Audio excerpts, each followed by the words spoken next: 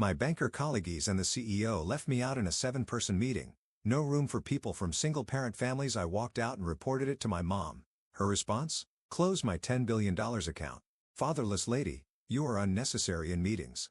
What does my family background matter? Have you not heard me? Old lady, are your ears getting bad? Trust is crucial in our field. Is someone from a single mother household someone you can truly trust? What a ridiculous argument from Steve, the younger worker. Although he had previously made crude comments, he had now descended to the point of disparaging my family's circumstances, which were completely out of my control. How pitiful must Steve's life be for him to feel the need to degrade people in this way, to insult someone this much? Is that correct? I'm going to leave now though.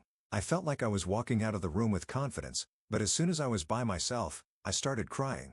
I never imagined being chastised for coming from a single mother home at this age. Despite my best efforts, I am confronted with an unalterable reality that threatens to shatter me. I always think of that person in times like this. I have a great ally who has added color to my life. Even though my mother and I have lived alone together up until this point, that person's presence is the reason I've been able to overcome so many obstacles. I hurried to my mother's side, believing that I am a 43-year-old bank employee named Jessica Wilson. Emma, my 70-year-old mother, lives with me.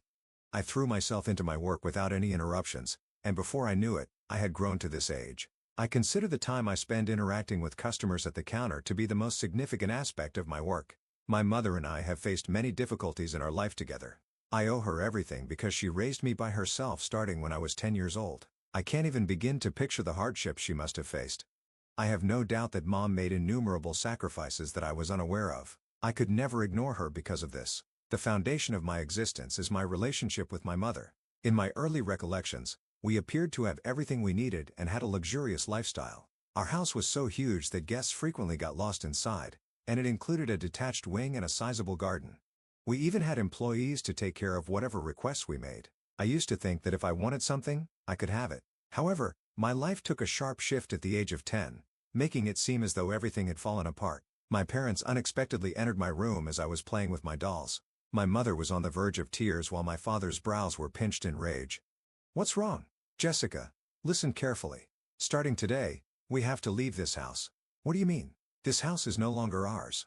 From now on, we'll be living somewhere else. Questions swirled in my head, but my mother silently began packing my belongings into a bag. It seemed the talk of leaving the house was true. I've packed your clothes. Now, choose which toys you want to bring. Can't I bring them all? That might be tough. Just pick the ones that are most important to you. Having been accustomed to a life of luxury, I couldn't quite imagine what it would mean to move into a small room. Behind my mother, I could see my father moving restlessly, urging us to hurry. I grabbed the doll I was holding and decided to take it with me. It was modeled after a little girl from another country. I slipped the doll's clothes and accessories into the remaining spaces of the bag. Are you ready? Let's go then. And so we left the house. I didn't understand what was happening and kept glancing around nervously. As we walked down the long hallway, I could hear the voices of the house staff coming from one of the rooms. Apparently, my father had found a younger woman he wanted to remarry, so my mother was no longer needed. Their tone was one of irresponsible excitement as though they were enjoying the gossip about our family. My father didn't show any hint of concern. Looking back, he probably didn't want to deal with demands for alimony or any other complications. Being an old-fashioned man, he had likely used his authority as a husband to divorce my mother. My mother, being a strong-willed person, didn't cry or complain. She quietly understood my father's intentions and agreed to the divorce. When we left the house, none of the staff who would normally see us off came out to bid us farewell. There was no car waiting for us either, so the two of us began walking down the road. The shiny leather shoes I wore, adorned with decorations, quickly became scuffed, and my toes started to ache. I had never walked this much before in my life. Even so, my mother didn't stop. She clenched her teeth, kept her gaze forward, and just kept walking. I couldn't help but realize that something had drastically changed. My mother walked straight to a real estate office and chose an apartment that could be rented immediately. What's an apartment? It's where we're going to live from now on. When we arrived in front of the building, I couldn't understand how this place could be someone's home. To describe it in words I understood back then, it looked like a storage shed. It was old with an overall dull and faded appearance. The pillars and walls seemed ancient, and I couldn't help but worry if it could really keep out the wind and rain. The inside of the apartment was just as bad, dusty, and unwelcoming. At first, I was reluctant to even go inside. Are we really going to live here? I liked our old house better. You'll get used to it soon. It's only for a little while, my mother replied, her face tense. For someone like her, who had lived as a lady of the house with servants in a spacious mansion, moving into such an old apartment must have been a humiliation. She never voiced her dissatisfaction like I did, but I'm sure she wasn't at peace inside. Up until then, my mother hadn't worked, and we had very little savings. The small amount of property my father had given us barely covered the deposit for the apartment and some basic necessities before it ran out. The concept of not having money was a completely new experience for me. Whenever I heard the phrase, "I don't have money," in conversations or on TV before, I always thought it was some kind of joke. Most of the time, it wasn't serious. It was just a casual remark. But now, it was different. When I asked for snacks or toys like I used to, my mother would look sad and say, "Maybe next time." I quickly learned that next time didn't come very often. I also transferred from my private school to a public one. The atmosphere was completely different, and at first, I was confused. But over time, I began to see the advantages. There were other kids who were just as poor as we were, and I no longer felt pressure to spend money just to fit in. Little by little, I came to understand that not having money wasn't something to be ashamed of. It was like growing taller, just a natural part of life. This realization opened up a new perspective for me. Next to our apartment was a single-family house where the landlord lived. The landlord, an older man named Mike, seemed to have a soft spot for kids. He was kind to me and even let me visit his house. Despite owning the apartment, Mike lived modestly and spent his days in a practical, no-frills way. I think his lifestyle was typical of a retired man on a pension. Back then, for me, sitting on the carpet in his house and watching TV was a completely new experience. Mike lived alone, so I could visit any time without feeling like I was bothering anyone. I often went to see him, drawn to his kind personality and easygoing demeanor, and he always welcomed me without ever showing any sign of annoyance. Mike taught me little by little what the world outside was really like. "Jessica, want to come over to my place today?" "Yeah, I'll come. I want to watch a drama." "You're starting to like the same things I do." Watching TV with Mike was so much fun. I think it was the first time I truly enjoyed spending time with someone. And to top it off, Mike often gave me snacks when I visited. They weren't like the fancy treats I used to have, but they had a comforting homemade charm that I grew to love. Mike seemed to love fruit and often bought seasonal fruits from a nearby fruit store. Through him, I became more attuned to the changing seasons and started to pay attention to the world around me. When I think about what might have happened to me if Mike hadn't been there, it's terrifying. Looking back, I realized that before we moved, I was the very definition of a spoiled child. When we first moved into the old apartment, I hated it so much that I even demanded Mike help us find a different place. The fancy dress-up doll I brought from our previous house felt completely out of place in my new life, and I resented it. One day, overwhelmed by frustration, I threw the doll at Mike. But instead of getting angry, he simply picked it up. He brushed it off gently and handed it back to me. "Listen, Jessica. Right now, you might not like this old apartment, but what truly matters is what's inside. No matter where you live, your worth doesn't change one bit. You have something wonderful inside you, something that shines brightly. Take care of it and help it grow." At the time, I didn't fully understand what Mike meant, but he repeated those words to me many times over the years. Eventually, his message sank in, almost like I memorized it, and it became a part of me. Now, I am deeply grateful to Mike. If we hadn't moved next door to him when I was 10, I would have grown up to be an insufferable entitled person. Learning about struggles and the value of hard work allowed me to grow far beyond what I had imagined. The time I spent with Mike has become an irreplaceable treasure to me. Mike himself was the one who shone brightly, guiding me through life like a beacon. For my mother, who had just started a job she wasn't used to, it must have been a relief to know that Mike was there to watch over me and provide emotional support. He was truly a benefactor to our little family. Being forced out of our old house was a shocking experience, but I came to believe that every hardship leads to something good. I was able to trust that wholeheartedly. I decided to pursue a career in banking and applied for scholarships to attend college. Of course, this wasn't an easy decision for our family. I considered graduating high school and working right away, but my desire to learn was too strong to ignore. As soon as I entered college, I knew I had made the right choice. The university was full of discovery, and I became completely absorbed in learning. I attended lectures more eagerly than anyone else and soaked up knowledge like a sponge. Even as a college student, I continued writing my reports at Mike's table. For me, his house felt far more comforting than my own room. "Jessica, glad you came by. I've got some cake someone gave me today. Want to share it?" Mike, now with a few more wrinkles than when we first met, would welcome me with a warm smile. I thought about how once I started earning money at the bank, I would buy Mike a truly special cake, one topped with plenty of fruit. The heater in his room warmed the air, and the kettle on top made a soft whistling sound. Mike always said he didn't need anything more luxurious than this. I often wondered how he would react if I surprised him with something a little fancier. With those thoughts in mind, I threw myself into my studies. But amidst our peaceful lives, something unbelievable happened. Mike suddenly passed away from an unexpected illness.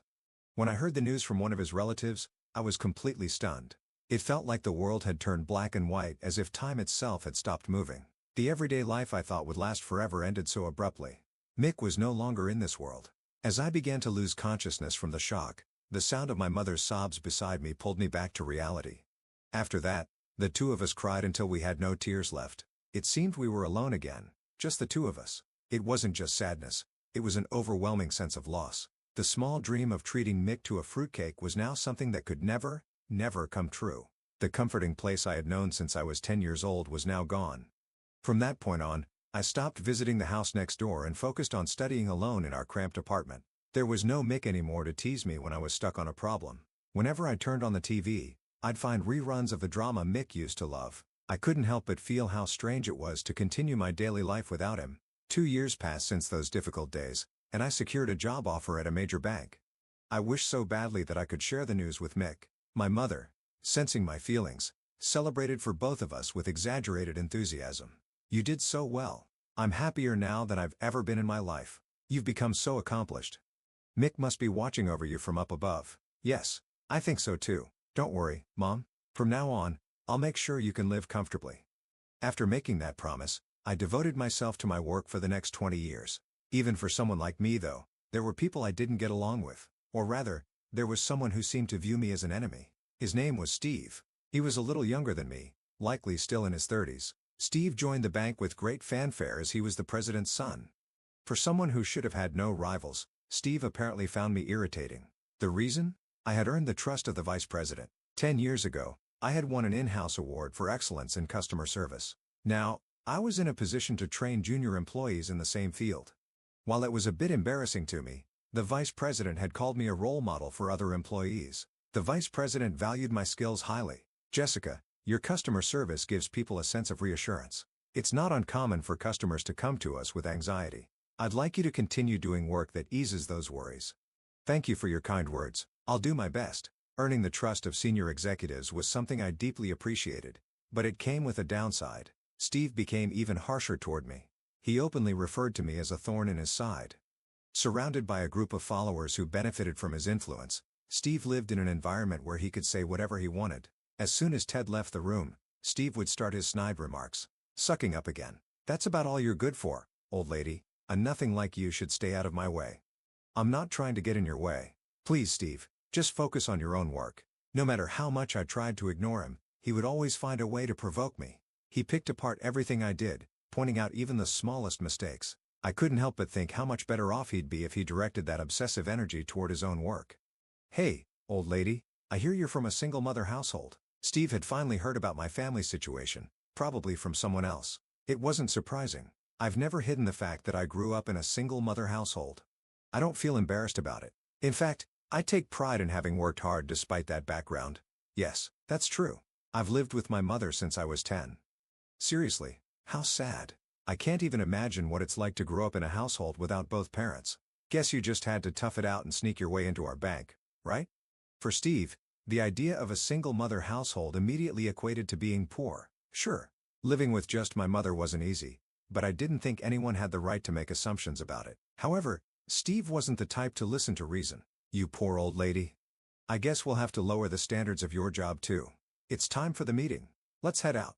We had to go to another branch for a work-related matter, and Steve and I were assigned to handle it together. Steve would always use his influence to take a taxi for the trip. A taxi arrived in front of us, and Steve got in. As I was about to follow, the door slammed shut. Through the door, I could hear Steve's loud voice. "People like you should just walk. See you." The taxi drove off. For a moment, I was stunned. But then I realized that it might actually be better than riding with Steve. I began walking toward the station. What surprised me was that when I arrived at our destination, I thought Steve would have already been there, but he was nowhere to be found. After waiting with the client, he showed up 30 minutes late. "Sorry, I got stuck in traffic. Thanks for waiting." "You were late. You got here after me." At this point, one of the employees from the other branch asked why the two of us had arrived separately. Steve had used some strange privileges to take a taxi. He knew the roads would be crowded, but still left at the last minute. Embarrassed, Steve turned bright red and looked down. He was clearly upset and didn't say a word during the rest of the meeting. There was also the time when I brought a coffee from a cafe to work. Steve scowled and came up to me, criticizing me. "Why are you buying such a luxury item? That place costs nearly $10, doesn't it? Trying to act all trendy with that fancy coffee. It doesn't suit you, old lady." I ignored him and sat down at my desk. Perhaps my indifference bothered him because he came closer and knocked my coffee cup over. The coffee spilled everywhere, even soaking into the desk next to mine. I quickly grabbed a cloth and wiped it off. Thankfully, the desk was well organized, and the paper seemed to be fine. The real trouble was the computer. Just as I finished cleaning up the spill, the person at the desk next to me arrived, only to find their computer wouldn't turn on. Apparently, coffee had seeped in and ruined it. I reported Steve's actions to our manager exactly as they happened. I thought he might face disciplinary action, but it seems he only received a verbal warning. The influence of his father, the bank president, was undeniable. The employee at the neighboring desk was forced to endure the inconvenience of not having a functioning computer until a new one could be provided, which was unfortunate. By now, Steve's behavior had escalated beyond something I could handle on my own. It had become a workplace-wide issue. Around this time, a new problem arose. Our branch's customer satisfaction ratings were revealed to be lower than other branches, and an emergency meeting was called. The attendees included the bank president, Steve, 4 of Steve's close associates, and me. As someone known for strong customer service skills, I was invited to the meeting. Originally, Ted, the vice president, was also supposed to attend, but he was called away at the last minute. Beforehand, Ted had explained that he wanted me in the meeting to share solutions as a customer service specialist. I told him I wasn't sure if I could contribute much, but he assured me that my everyday approach to work was worth learning from. However, when the meeting started, the exact opposite happened. No one paid attention to anything I said. It seemed Steve and his group had decided in advance to ignore me completely. Even the president, who didn't get along with Ted, smirked without intervening. The toxic atmosphere in the room made me furious. How could we even begin to identify ways to improve customer service when no one was willing to have a productive discussion? Unable to tolerate it any longer, I raised my voice and insisted on addressing the state of our branch's customer service. For the first time, Steve looked at me and then said something unbelievable.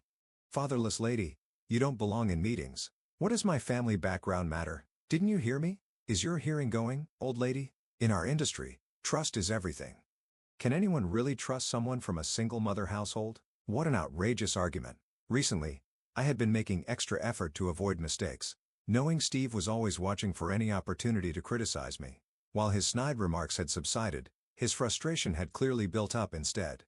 Now he had crossed the line by attacking something beyond my control, my family background, to stoop so low just to insult someone. Steve's pettiness made me feel almost sorry for him. "So are you saying my input isn't being considered?" "Of course not.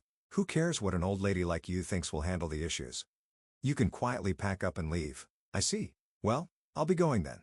I left the room with as much confidence as I could muster, but tears welled up once I was alone. At this age, I never thought someone would bring up my single mother background as an insult. If Mike were here, I wondered what he would have said. "Don't worry about it. What matters is what's inside," he would have reassured me. Even now, the 10-year-old girl within me longed for his encouragement. Despite my best efforts to outperform everyone and prove myself, I found myself discouraged by an insurmountable reality. I informed my colleagues that I was leaving early and headed home while the sun was still high. Now I live in a spacious apartment, having moved out of Mike's old place. My early return surprised my mother. "Why are you home at this hour?" Holding back tears, I took my mother's hands and told her everything that had happened. As I spoke, the anger I had been suppressing began to rise. All the hardships we had endured together, supporting each other through every challenge for Steve, who knew nothing about us, to dismiss us with a single comment about being from a single-mother household. An indescribable wave of emotion washed over me. My mother must have felt it too, as her expression grew increasingly stern. By the time I finished, her face was red with anger. Without hesitation, my mother picked up the phone and called my bank branch. "Hello, this is Emma Wilson. I'd like to withdraw my $1 billion account." I couldn't comprehend what she was saying. Her conversation turned into an argument with no progress being made. When she finally hung up, I asked, "What's this about? $1 billion? Where did that kind of money come from? I was planning to keep it a secret from you." She hesitated before continuing. "Actually, 23 years ago, after Mike passed away, he left me a significant inheritance. It was a formal bequest specified in his will. His relatives insisted I accept it, but I felt it was too precious to use frivolously, so I decided to invest it. I never imagined my mother had a talent for investing." She explained that she wanted to save it for an emergency. Over the years, she had grown Mike's inheritance into an enormous amount. Although it would have been smarter to diversify the deposits across various banks, she chose to keep it all in my branch because of our connection. This was her way of showing trust in my bank. Steve's actions had betrayed that trust. My mother had always taken pride in the fact that I worked for the bank, but knowing that it was a place where petty harassment occurred was a different matter entirely. As we were discussing this, the doorbell rang. When I answered, I found the bank president, Steve, and Ted standing there. I invited them in, and they all looked surprised. Emma's daughter is Jessica, apparently so. Even I didn't know my mother had such assets. So what brings you here? Of course, it's about the withdrawal. To be honest, if you pull out $10 billion, our branch will face serious trouble, Steve said. As usual, he spoke in a calm tone, but there was a subtle edge of panic in his voice. My mother, however, remained composed. The reason is simple. My daughter was told at today's meeting that people from single-mother households are unnecessary. Ted's eyes widened in shock. What? That happened? I'm so sorry. I wasn't present at the meeting. Steve, is this true? Steve reluctantly nodded. What's the meaning of this? Do you think that kind of behavior is acceptable for a professional? It's utterly disgraceful and completely unacceptable. Steve had no excuse. Well, it was just a joke. There are things you can joke about and things you absolutely cannot. Even if it was a joke, your comments are inexcusable. I can no longer trust you in any capacity. Ted quickly apologized to me. He then prompted Steve and the bank president to apologize to my mother and me. Even Steve, who had been so arrogant, couldn't avoid apologizing when $10 billion in deposits was at stake. However, my mother stood firm on her decision and proceeded with withdrawing her funds, forcing the men to leave.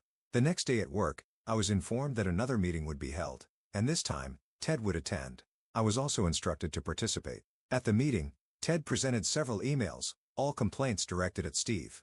It turned out Steve had been receiving complaints by name for some time. Sir, take a look. Your son's performance is far from commendable. To be frank, the quickest way to improve this branch's customer satisfaction is to reassign Steve. What do you think? Tension filled the room. Until now, whenever Steve did something wrong, the bank president and his allies had always shielded him. But with $10 billion withdrawn, someone had to take responsibility. As a result, Steve was reassigned to a meaningless idle position. Since then, I've heard nothing about Steve's reputation.